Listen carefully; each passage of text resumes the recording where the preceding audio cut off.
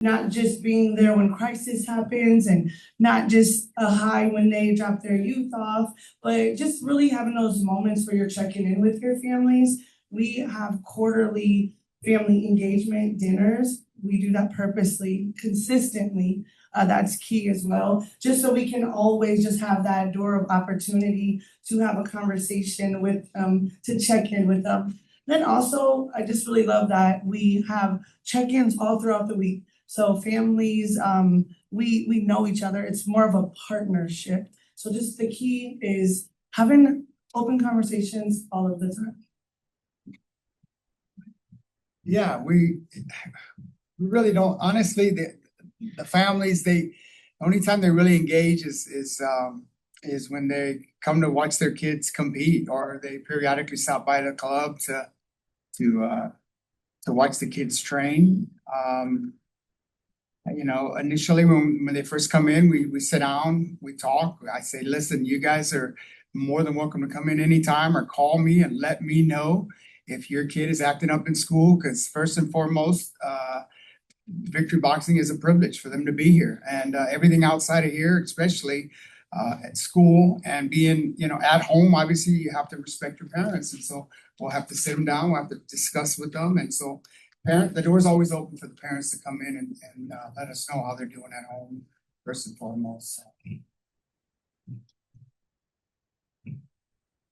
We here at the Community Collaborative, we are in partnership with 75 North and the residents here. We engage with not just Omaha Housing Authority, we engage with Empowerment Network, the schools. We have our feeder schools, which is Kennedy and the Early Childhood Learning Center. We have a elderly residential area, and we have about 500 residents that we engage with. Most people who live in this area know who we are, and if they're welcome to come in, we help with resources, we help with benefits, we help with whatever we need, and then we also partner with OPS so we can intervene on school schedules and different things like that for the kids. We partner with the YWCA and those early childhood programs. So we try to be accessible and available Monday through Friday, 8 to 4:30. And the families are always welcome if they have an exchange with the police and they need to know what's going on. We do work with 75 North to get that information out. Thank you. Mr. Perales, this question is for you. What role do mentorship, structure, and trusted community spaces play when families are hesitant to engage with formal services outside? Recording in progress. Outside of Victory Boxing.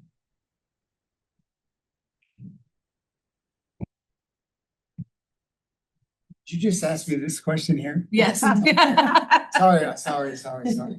Not sure I understand the last part of it as far as trusted community spaces play when families are hesitant to engage in formal services outside of Victory Boxing. Can you kind of elaborate a little bit more on that for me? So how I take the question is just like in regards to formal services. So outside of Victory Boxing, and so it'd be working with Miss Rosalind, it'd be working with collaborations. Yeah. And some other formal services in the community. Well, we collaborate a lot with SOBI. I'm part of the SOBIP, been on there for about 15 years. South Omaha Office of Violence Prevention. So we do a lot of outreaches. We collaborate with the PACE program as well. Student Celebration, Lieutenant Marcus Taylor. We invite them out to those outreaches as well. I call them outreaches because I'm a minister. I love to love on people with the love of Christ. And that's all into the art of boxing. And so anytime I engage with somebody, it's always an opportunity to share the love of Christ with them. So that's why I call it outreaches. For me, You know, with the Southeast Precinct as well, this with, you know, the, back to school bashes or any of those types of things, like a night light out, just so many different things that we collaborate with within the community that we invite the parents to come on as well. And my son, works at, community, it's on 70 Seconds for Mental Health. Yeah, correct, yeah, and so he, on announcements on Mondays, he brings information, tells them if they're going through anything, if there's anything they need, we are here for them. Packets for parents, especially right now, in the times we're living in, to know their rights, et cetera, so. You know, that's just more information that we can obviously, you know, all the kids to have access to, so.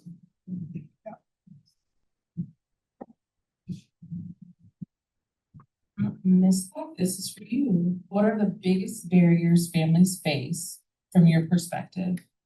And how do you engage the family when you have identified a barrier or need? Sorry. So some of the biggest barriers that I see families that I work, that what they face, and that is, a lot of them are in survival mode. 24/7 survival mode. They have food insecurities, instability, they're worried about housing. On top of that, have mental health needs. So the survival mode right there is a barrier. And then just the lack of trusting relationships. So many different systems have disappointed them. So or they'll feel judged if they do ask, or they don't want to share. So that's why that building relationship and answering the phone calls outside of programming is so important. But then also we think about the many roles. We have single parent homes who are playing and filling the shoes of 3 different roles. We have kids that are raising kids. We have grandparents who are back raising kids again. So it's just, they are really spread thin and trying to juggle so many different things. The best thing that works for me when engaging families is one, listen. You know, that yes, we can get them to the resources, but if you really sit and take the time to just listen, they will open up and just pour it all out. They're capable of solving their own problems if we can help them navigate, but we gotta listen. And then, you know, once we listen, let's just put the programming to a side real quick and let's help them meet their immediate needs. That again is going to form that bond in that relationship, you know, and that's gonna be immediate. Once we can start eliminating some of those barriers, then it's much easier for them to navigate. And they're also trusting your relationship, and we are who has the resources. So if they trust us, they're gonna trust the partners and the many collaborations we have when it comes to just helping meeting their needs and engaging with them. Thank you. Ms. Rosalind, this is for you. As a community healthcare navigator, how do you engage families who have been historically harmed by healthcare systems and may struggle to trust the system? Well, I Oh, there agree. you go, Mike. I agree with Jennifer. We have to listen, and listen closely. Listen to their lived experiences. Their personal experience, whether they're good or bad. And because we know statistically that's what affects their decisions, not to trust doctors, hospitals, medical, getting inoculations for flu or COVID or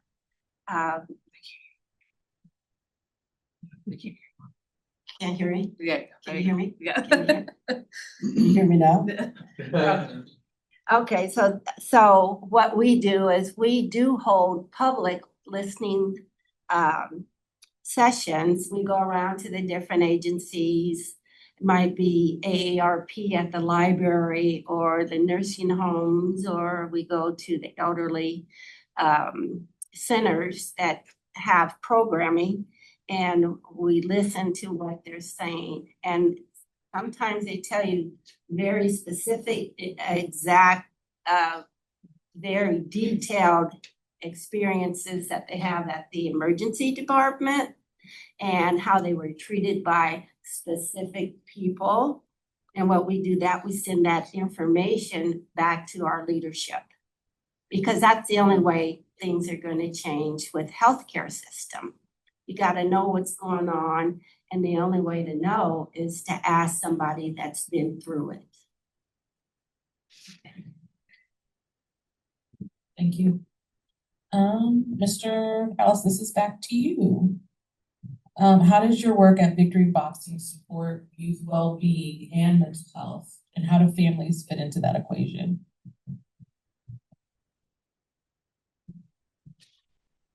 Well, obviously, well-being for me it's so much more than just losing weight. It's mental, it's spiritual, it's you know, for the Bible studies, it's optional. 80% of the kids stay. They learn about God, they learn how to treat one another, they learn how to love God first and foremost, and then you can love others and love themselves, of course. And that's so crucial and so important. As far as mental health, I mean, it's an arena that is just so wide. I don't even know how to, you know, we've lost one kid, I think, to mental health, suicide, unfortunately, and as a result, he wasn't there long, didn't know him that well, committed suicide, and just, his mom is on our board of directors now, as a result of that tragic incident. Next Friday at our next banquet, 14th annual banquet, his mother and aunt are donating $2,000 towards scholarships for kids that are going to college. And so there's so many different stories like that where something so bad, tragic, can be turned for good. And it's unfortunate, but typically we don't really deal too much with mental health issues at the boxing club, to my knowledge. I mean, it's just kids that are hungry. They got a lot of stuff built up inside. They just want to let it out. What better place to let it out than in a boxing gym? In a year, you're not going to go to jail. I tell them, just release it. You can do it while you're sparring. You can do it on the heavy bags, and so, but I think the Bible studies help tremendously, obviously, because it is the word of God. So that helps a lot.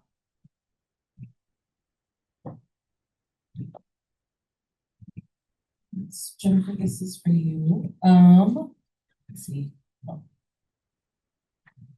How do you support both you and their caregivers when everyone is carrying trauma and navigating multiple systems? Loaded question, I know. Right. I got you. Thank you. Well, I think the first thing to do is recognize that the youth and the caregivers both have trauma. So I think one of the biggest things that works for the programming that I do is just creating those safe spaces, creating those spaces where not only are we there to listen, but we invite other partners in the room. I look at just some of the partners that are in here, and I'm sure they're online, but we have Viable Healing, we have North Omaha Community Partnership, we have Community Alliance. But when they're showing up, they're not seeing a flyer, they're seeing the persons, the Lanasias, the Tamikas, the Clints, the Roscoes, the Antonios, Compassion in Action. They're in the room. So they're interacting with these individuals and they're building that relationship. So it kind of takes the clinical side out of things, and they're getting the mental health wraparound and support that they need without even knowing it. So again, it just goes back to, just how powerful it is to have those relationships with our partners and individuals in the community, because everybody has an area of expertise. And we all know that our families are very individualized. So with that being said, just making sure it's not me showing up in the room, but showing up with all of the partners and being consistent and just helping be a bridge connector to those resources. I think that really helps families be more comfortable and receptive. Could I just add one thing about that? We have on Thursdays, every Thursday, a therapist here. It's walk-in, and she's a very sweet, wonderful person. And she cares about the community. She grew up in North Omaha, attended school in North Omaha with the rest of us. And so if you have anybody that's reluctant to go, or they're always welcome to come in here on Thursdays and get the needed services and the follow-up wraparound services. Thank you for that. What challenges do families face when this is for you, I'm sorry. Okay. What challenges do families face when accessing healthcare and other resources after violence? Well, unfortunately, the families, they face every imaginable challenge. It could be language barriers. We have, our population here is, I'm gonna say 90% foreign. Somali, Asian, Hispanic, and a lot of them do have language barriers. The biggest challenge is they don't trust the medical community. They don't trust because historical reasons, structural reasons, and racism is and has been the root cause of a lot of the oppression in the healthcare systems. So we tried to build that bridge and help tear down a lot of barriers, because it's not just racism. It could be redlining. Where they live, they don't have access. There's no clinics, there's no dentists, there's no pharmacies, and there's no child care. So solving a lot of those problems, you know, if they're living in a homeless shelter, they may go into a clinic and nobody will listen to them. It's just, you know, an address. So yeah, we have a long ways to go in solving a lot of the social problems that we have. Thank you. We've touched on mental health, and so I love mental health. I'm a mental health therapist, and so I would love to hear, this is like for folks, I'm a reader, I like to read, and mental health needs are consistently rising within our youth and family. Ms. Jennifer talked about this in regards to trauma and how we carrying trauma. What is a unique way that you've been able to engage a family surrounding the mental health needs of a person or their family? Because I know right now what I'm seeing a lot is folks are really hesitant. Mental health isn't real. There's a parade away, all of that stuff. And so what are you doing to support folks and their families with mental health? And this is just open to the table in general. So whoever wants to go first. I just keep looking at you. I'm just gonna reiterate what I said earlier, being unique with how we deliver those methods, right? So when I mentioned we have programming, even when we have our family engagement nights, we make sure those partners are in the room. So Center for Holistic Development, UNMC, North Omaha Community Partnership. So again, just the uniqueness of them seeing the individual and having those interactions and you know, offering that space. We just recently did the mental health awareness cohort with our youth, where we brought in mental health awareness expert who taught and really had that conversation to help them correlate how it related to their own lives, mental health awareness or factors. And then also we did the application, so we brought in yoga instructors to our space. So meeting the families where they are. And so I think when the youth are receptive to it, the parents and families and caregivers also become receptive, because again, they're not seeing the clinic, the agency, they are seeing those people that are working in those spaces. Thank you. So for the next question, this is, from here on out, this will be open to anybody that wants to answer. How can we help our young people with their concerns about the current situation with raids that are going on in our community? Yeah, I'm gonna keep doing it. Whoever wants to answer. Yeah, well, I think I already did earlier. Here you go. Yeah, I think. I like to say, I drove up here to work one morning and I generally open, and we had an ice rink right next door. Mhm. And it was like, you know, I'm a retired police, and I call them the jump out boys. And they were all over the place, had all the streets blocked off, you know, it's a hot mess. And so we had to look at that, how do we react? Also, not just the youth, but how do adults react when you have to be involved in that? You know, you don't have a choice because you drive up on it and it's in progress. So we had to get together as a Nebraska Medicine, go to our leadership and say, what's the response? Because if you're not prepared for that, what do you do? Yeah, there again, I'm not prepared for it. And just the other day, 2 weeks ago, officers were running, they run every day outside and through the neighborhood, and there was a raid 2 blocks away. And so they all freaked out, hurried up, ran back into the club and told me what was going on. Street was blocked off there again, and so they're panicking and we just told them, man, we have resources for you. We're here for you. We're praying for you guys. What do you need? If one of your parents get deported, please come and see us.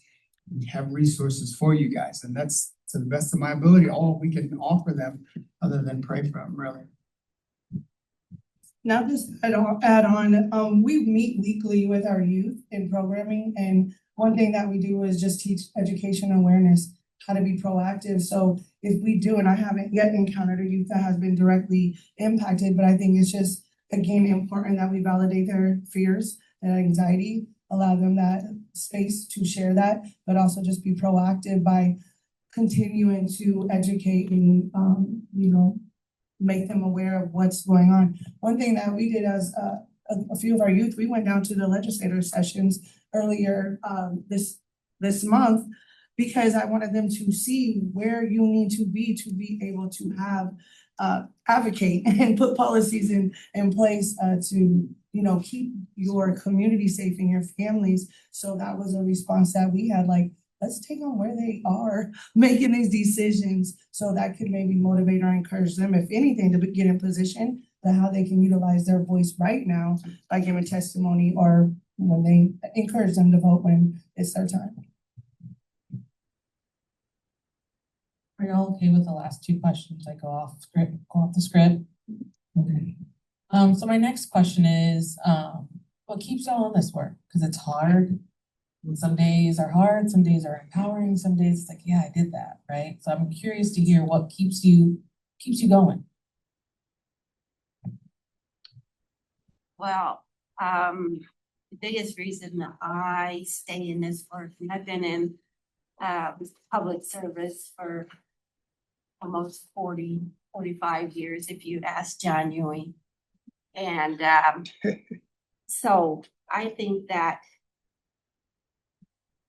it's our responsibility to prepare the youth and even older people for what's out here in the streets.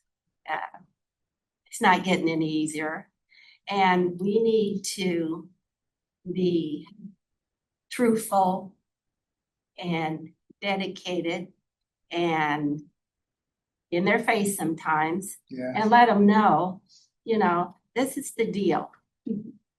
I mean, prison isn't the answer to anything. And hurting your friends or hurting your relatives, that's not the answer either. So it's up to us to pave that way.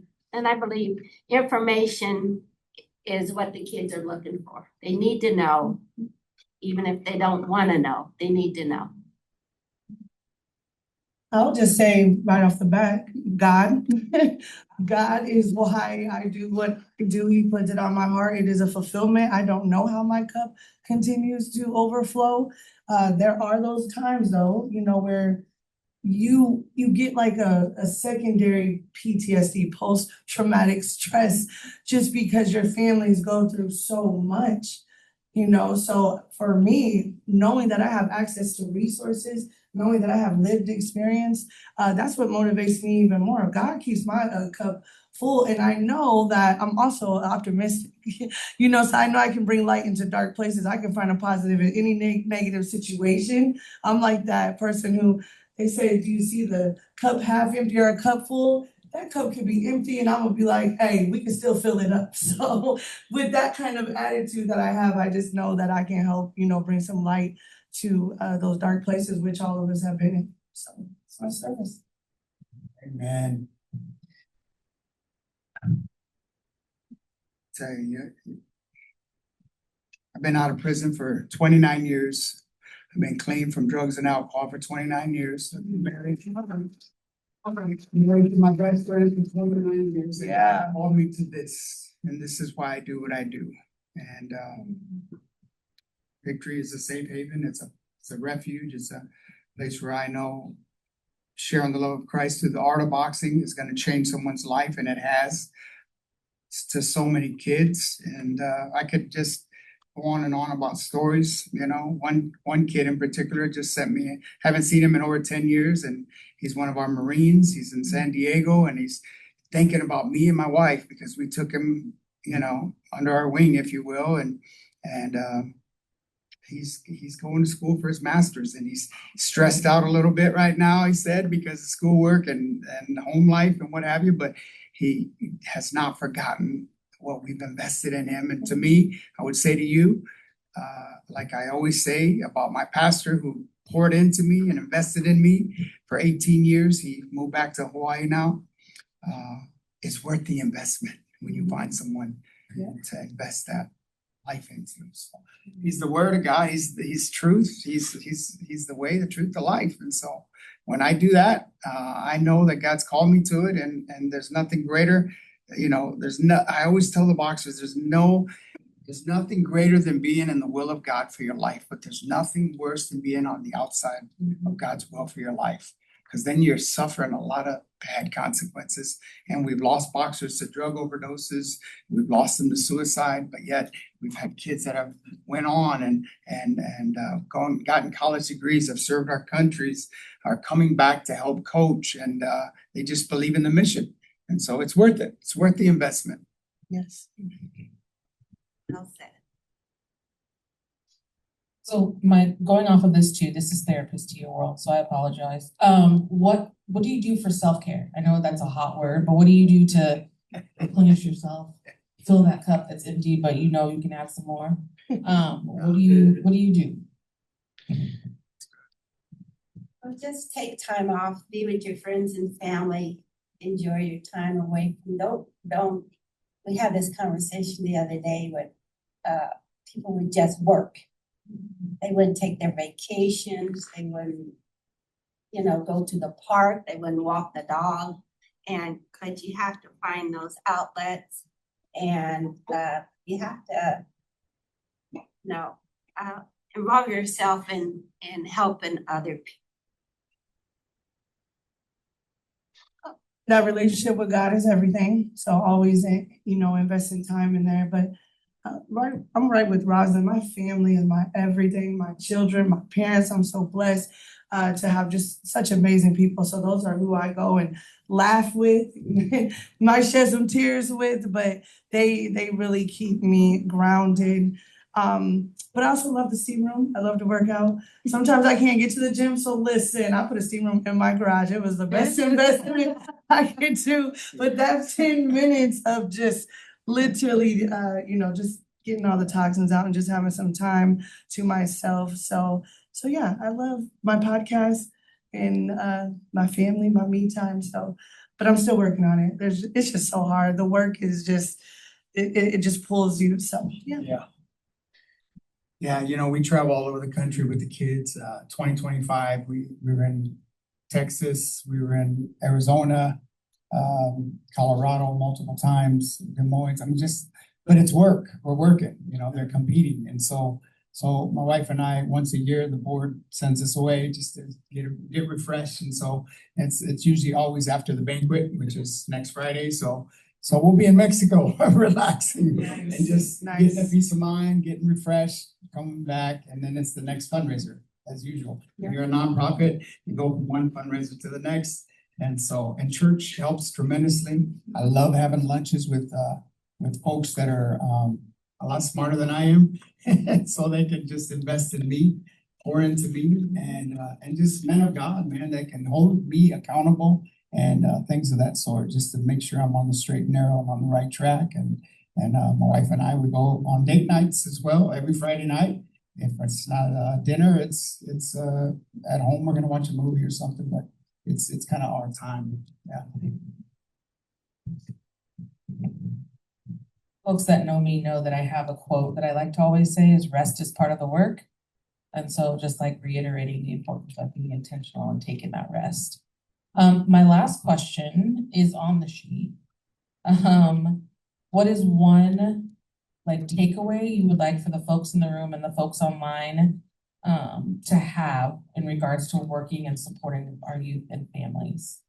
Of everything that we said today or just in general that wasn't touched on? What's one takeaway?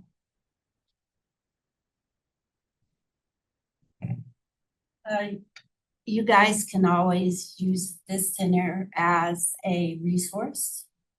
You know, we're very resourceful, and if we don't know it, we help people all over the country.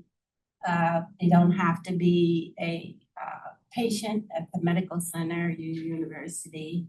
But we also work with other partners. If you need a resource, you're looking for something, you know, just reach out to us because we're here. I'm here. Key takeaways, just what you guys already know, just again, finding ways to empower our families, listening to our families. They are the experts of our lives. I think we also have to remember to make our families a part of the solution and not the problem, and developing that partnership. So lastly, I work with so many and I look forward to working with others, but just remembering to not work individually, but collectively. I always say, takes a village. We hear it all the time. Teamwork makes the dream work. So yeah. I wrote a book about my life called The Cry of a Warrior, and everybody's got a story, you know, and so take time to listen to that child and their story. A lot of people come from broken homes, a lot of kids that I deal with, and I can relate to them. And I think that's what makes it so special, if you will. And just everyone's got a story. Just take time to listen and be there, be, you know, God's given us 2 ears and only 1 mouth, right? So sometimes we got to shut our mouth and just listen. So thank you.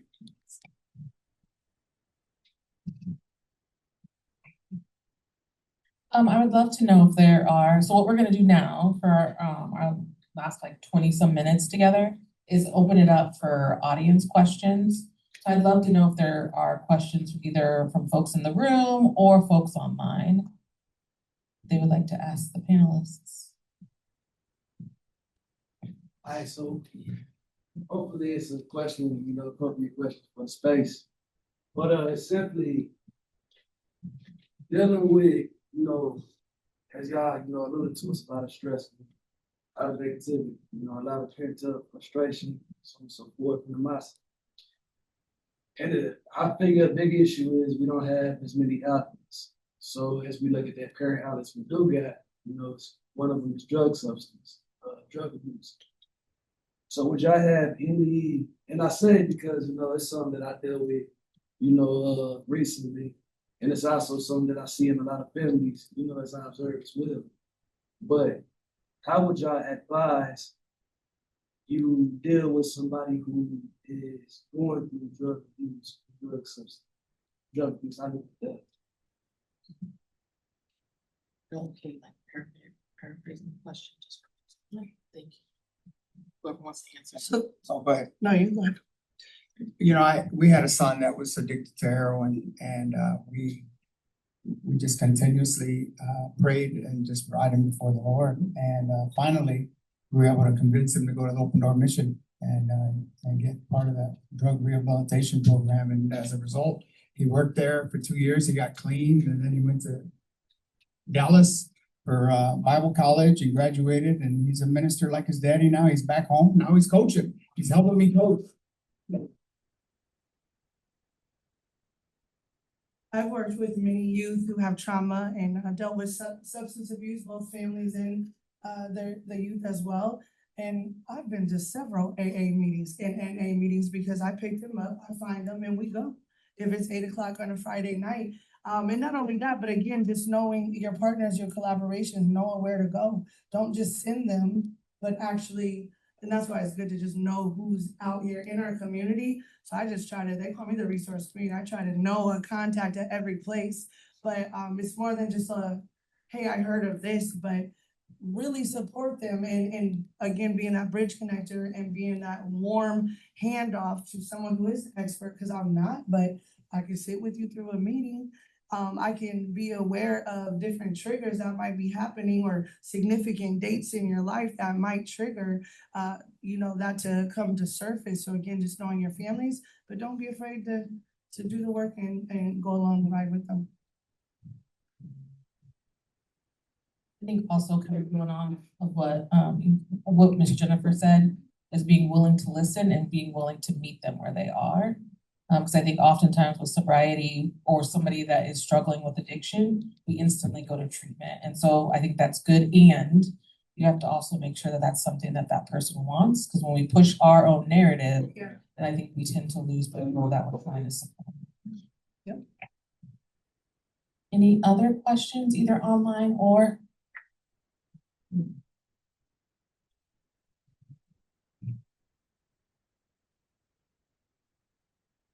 I would like to, good afternoon to everybody. What is one strategy then you can actually share with us to engage parents or specific parents or youth then you wish you have learned early maybe in your career? And maybe if I can do other question to follow up with that question, how do you balance accountability with empathy when families are struggling with participation in the program or in any of your program? To make sure, how do you manage accountability and empathy? And then the other question is strategies to engage families? Youth or parent, any in your experience. And okay, in their experience.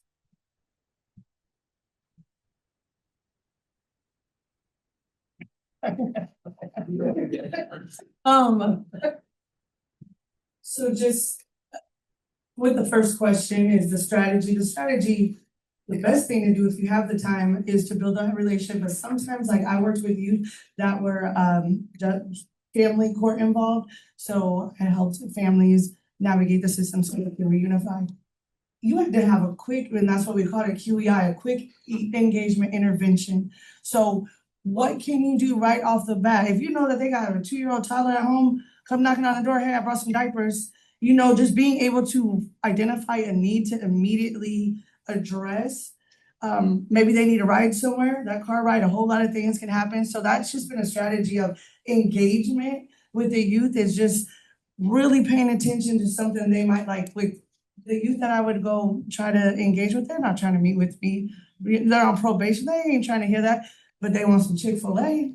So it's just really being like that strategy. And again, like, because I was on a timeline, not only because the family really needed the support and I had to engage them real quick, so they can realize the support was there, but just being able to do a quick COVID.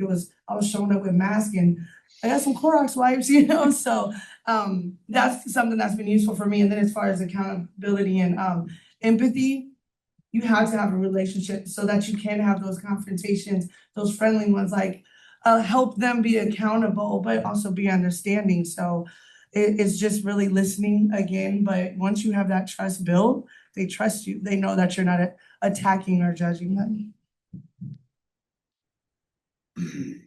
I could just share a story. Obviously, boxing, you don't play boxing.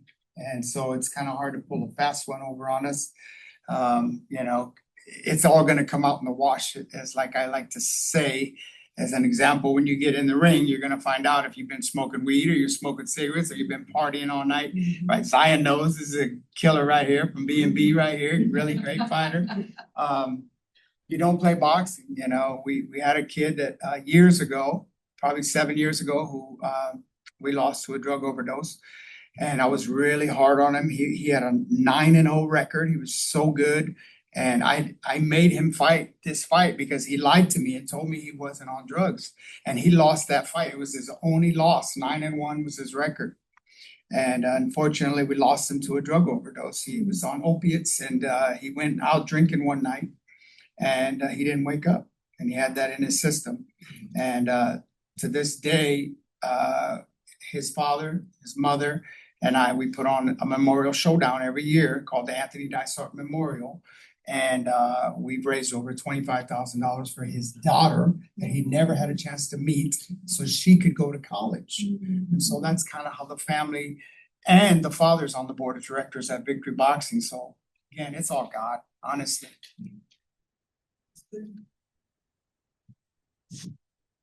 Thank you. Anyone online have a question? Okay.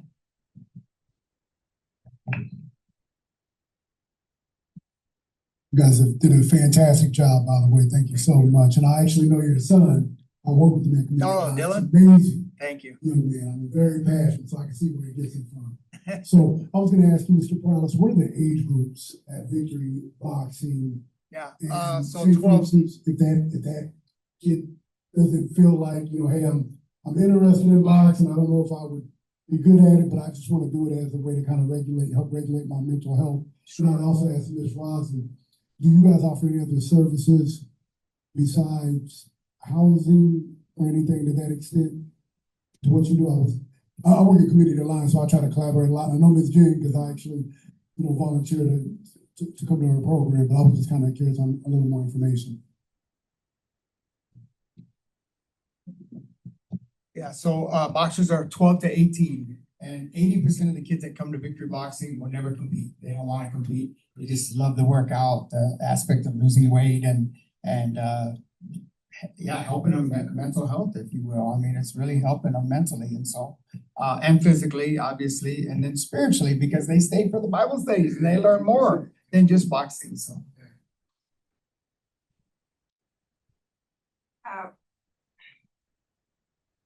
We provide resources for the gamut of services. okay.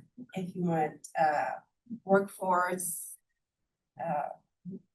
after school programming, pantries, transportation, medical transportation, medical equipment, referrals to specialty clinics. Yeah, we do all that. Utilities, anything with social services, DHHS. We are very apt to be able to figure out what you need. Just one. So if a person wants to see a therapist here, is it like on a sliding scale, or do they have to have Medicaid or insurance? Or I'm gonna pass that to Ms. Roslin. Well, a lot of our services are free, okay. and a lot of people don't know that. Right. The hospital system, they have to provide care. And so we will make sure they get to the right place. You know, we work with Community Alliance and all the other healthcare providers, so it's easy, you know. And if they don't have Medicaid or Medicare, we can help them get that too. And even pharmacy. If they can't afford the food, you know, the medications, there's a pharmacy program that pays 100% pharmacy. Thanks so much.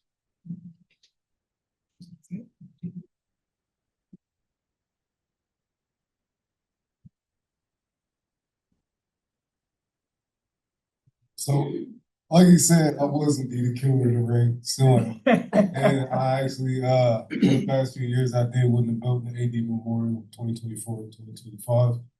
But I just want to say, yeah, I do think boxing is actually like, I know people who aren't boxers may not understand, but boxing is very important to like growth on an internal level. Because for me personally, my defensive responsibility, remember, hey, after you throw this punch, get right back on defense. That taught me to be more responsible just throughout life as a whole. So looking at things from that scope, hey, after you do this, this needs to be done. And then I was able to take those skills and apply them throughout the whole of my life.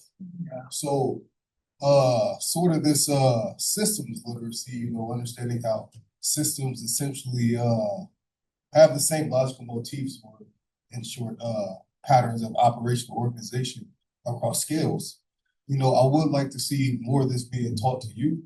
So that way they can take skills in one area and apply them across different domains of life because, due to the findings in systems theory, we know that these systems operate essentially the same. So I would like to see more of that.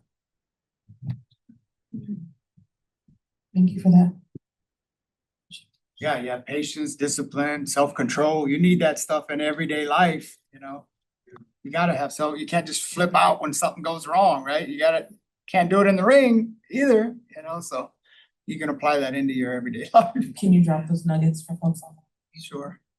Yeah, well, discipline, obviously you have to have discipline in life. You have to have self-control and you have to be patient in the ring. You can't just go in there and go nuts. It's just like life. When something happens to you in life, you have to be self-controlled and you have to have that patience. Fruits of the Holy Spirit. Honestly, that's kind of sort of what those are. So, thank you. Yeah.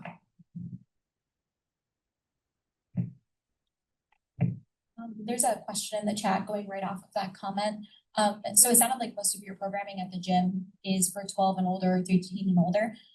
Is there anything that's offered for maybe 8, 9 years old, anything under 12? And if there's not, what are your recommendations for if you're raising young boys who are maybe not in a place to receive your type of programming yet, but how can we do other things with them to really continue to still give them the same lessons that they would learn?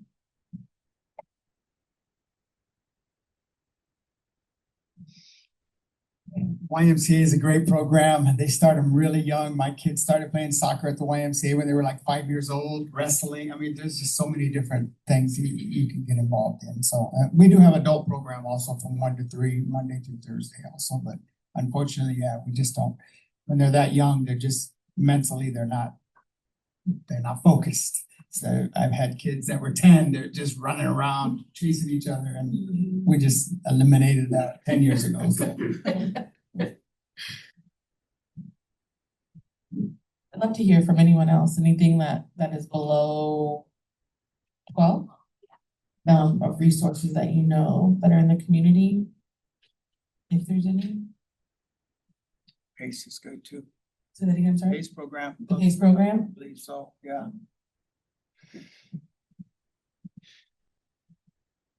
At North Omaha Community Partnership, we have a blueprint program, and I believe our youngest mentee is around age of 10 or 11. So I want to say we go as low as the ages of 11, but I feel like it might be 10. I need to look at the flyer. But yeah, so there's a resource right there. Thank you. And I would just add too, a lot of the schools have community partners in there, so definitely, and you have no idea how many community partners are actually in schools. So it is one of those things where we kind of either tell parents to call and check with the school. They sometimes have it on their websites, but I do know teammates, Cradle to Spirit, they have so many different programs. So I would just, encourage you to have families look and see what's offered right there at the school. Thank you. I know Region 6, they work with families from, I believe it's 3 to 26. So they'll kind of facilitate a team together so they can have different supports. So they'll find the resources for folks that are that young also.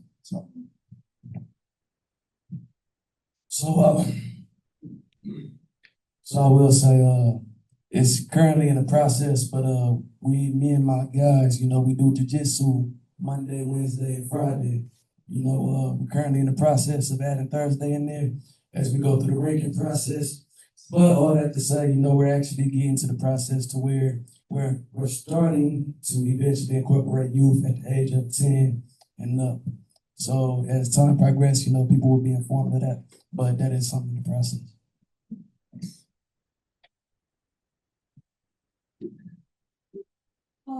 So I work for RISE for their youth and family program, and I focus more on the youth side. This year, I rolled out our first version of our youth curriculum. So we specifically work with families and youth who have been impacted by incarceration. And so any kiddos, really, as long as they can talk and write. Thank you. Thank you for you. All right, my friends, this will be the last question. Hello, how am I supposed to say this? Okay, sorry, I lost my train of thought. What services, or things what some cultural barriers do y'all face when y'all working with immigrant refugee families? Because, we are getting, the past few years, we get a lot of immigrant refugee families, and a lot of them have been coming to y'all services. So what are some cultural barriers that y'all face with them? That's all I want to say. Thank you. Whoever wants to jump.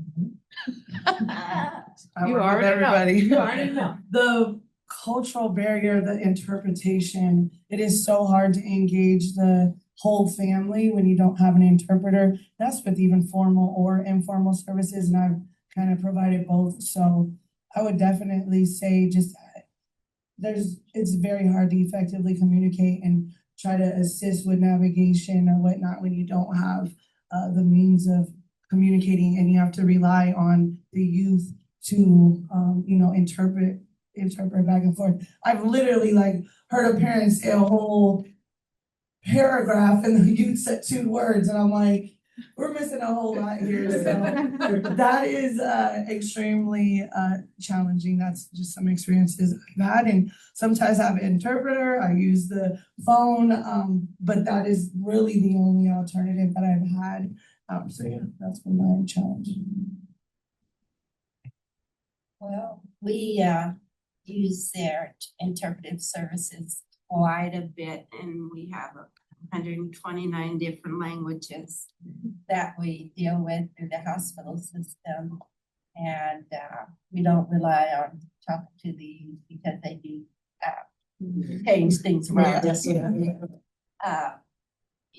the barriers here mostly with the children are first in English is that when we have to address the parents or have the parents get involved with the community activities that we need interpretation. Thank you. I will also say, just to add on to that, I think one thing that I see is sometimes when we project our culture onto folks that have come to the United States, and essentially we're trying to impose things for them to assimilate because of our own, we're not comfortable. So stepping into that discomfort to be open to learn about different cultures and religions and folks and stuff like that, which goes back to listening and building trust and all of that. So with that, Andy, did you want to close it up with the surveys as I put you on the spot? Thank you all for coming out and joining us today at this event. If you would take note, there are QR codes all around the room, and we will upload one for those on Zoom. There's a follow-up survey. We would love your feedback and ask some questions about how you enjoyed today's topic. And then if you have any suggestions for future speakers, partners, or topics, please let us know and enjoy the rest of this time to network. And if you would like to get connected with our speakers, now would be a great time, and that is another option on the survey. Jen and Savando and Rosalind, thank you guys very, very much for helping out today and sharing your wisdom with the rest of us. Tia, thank you for facilitating. I think that's all. Have a great day, everybody.